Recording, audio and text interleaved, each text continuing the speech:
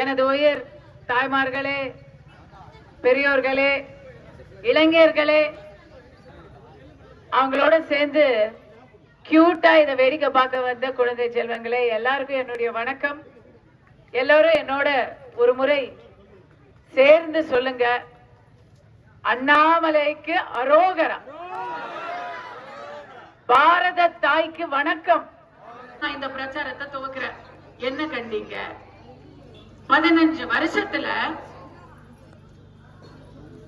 ஒரு ஒப்பீடுக்காக சொல்ற, 15 வருஷம் ஒரு நல்ல தலைவர், ஒரு நல்ல ஒரு ஆட்சியாளர் அமைஞ்சா ஊர் எப்படி ஆகும் தெரியுங்களா? சிங்கப்பூர் மாதிரி ஆயிருக்கும். கிட்ட நேரம் இங்க ஒருத்தர் சொன்னார் இல்ல, இன்று அமைச்சராக இருக்கக்கூடிய, தொடர்ந்து அமைச்சராக இருக்கக்கூடிய வேலு அவர்கள் உங்ககிட்ட எல்லாம் 15 வருஷம் முன்னாடி என்னெல்லாம் வாக்குறுதி கொடுத்தாருன்னு எண்ணி பாருங்க. அதுல எத்தனை வாக்குறுதியை அவர் நிறைவேற்றினாரு? சொல்லுங்க, எத்தனை வாக்குறுதியை நிறைவேற்றினாரு? இங்கு மிகப்பெரிய அளவில் பரவாயில்ல,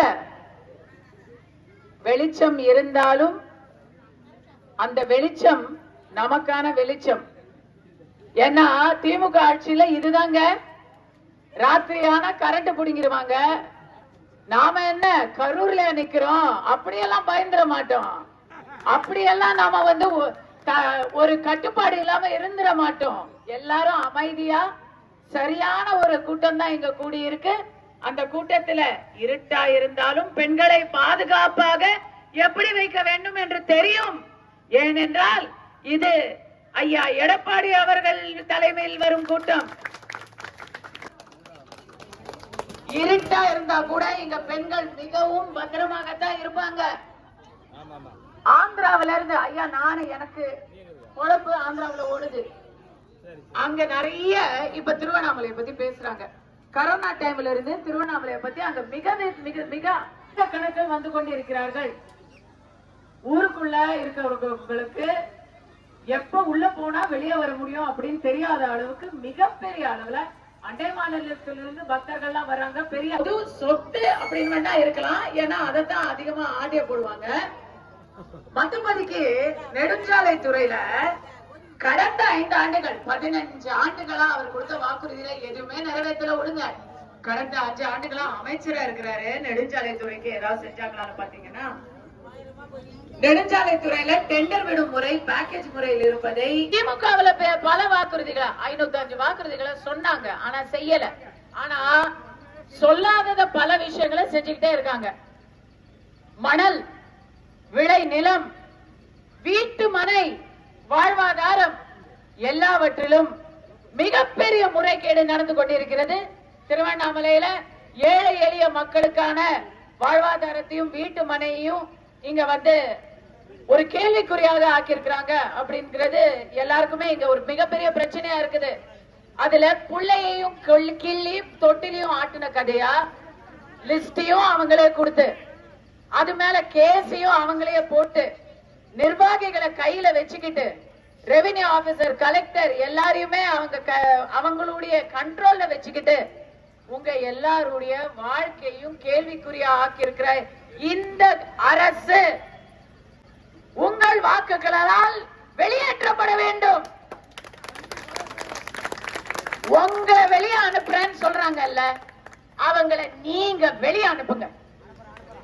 அப்புறம் பாருங்க, உங்களுடைய இடம் உங்களுக்கு மட்டுமே அப்படிங்கறத நான் மட்டும் இல்ல நம்முடைய வெற்றி வேட்பாளர் ஏழுமலை அவர்கள், எங்களுடைய வெற்றி கூட்டணி இபிஎஸ் ஐயா அவர்களின் தலைமையிலான ஆட்சிக்கு வந்ததும் இதை அவர்கள் கண்டிப்பாக செய்து முடிப்பார்கள் என்பதை அவர்கள் சார்பாகவும், வேட்பாளர் ஐயா உங்களுடைய சகோதரன் சி ஏழுமலை அவர்கள் சார்பாகவும் நானே சொல்றேம்மா, நான் உறுதி கொடுக்கிறேன்.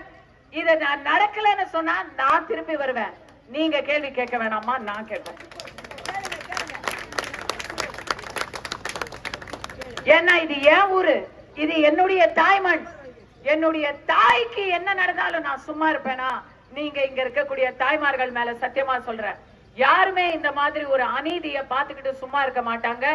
கண்டிப்பாக யார் தலையிலும் மண் விட மாட்டோம், யார் இருக்கும் மண்ணையும் பிடுங்க விட மாட்டோம் என்பதை தெரிவித்துக் கொள்கிறோம். தாமரை சின்னத்தில் உங்கள் வாக்குகளை அளியுங்கள். தீய சக்தி திமுகவை வெளியேற்றுங்கள். அமைச்சராக இருக்கக்கூடியவர் 15 ஆண்டுகளாக உங்கள் பிரதிநிதியாக இருக்கக்கூடியவர். அவர் நினைச்சிருந்தா 10 நிமிஷத்துல பிரச்சனையை சரி பண்ணிருக்க முடியுமே? சரி வேணாம். 10 நாள்ல சரி பண்ணிருக்க முடியுமே? சரி வேணாம். 10 மாசத்துல சரி பண்ணிருக்க முடியுமில்ல? எல்லாத்தையும் எதையோ செய்யறாங்க. இத செய்ய முடியாதா? எங்கெங்கயோ போறாங்க. உங்க குறைய கேட்க முடியாதா? உங்க வேட்பாளர் இங்க வர்றாரு, அவருக்கு எவ்வளவோ வேலை இருக்குமா? கலெக்ஷனை பாப்பாரா, கமிஷனை பாப்பாரா, இல்ல மக்களுடைய கண்ணீரை பாப்பாரா?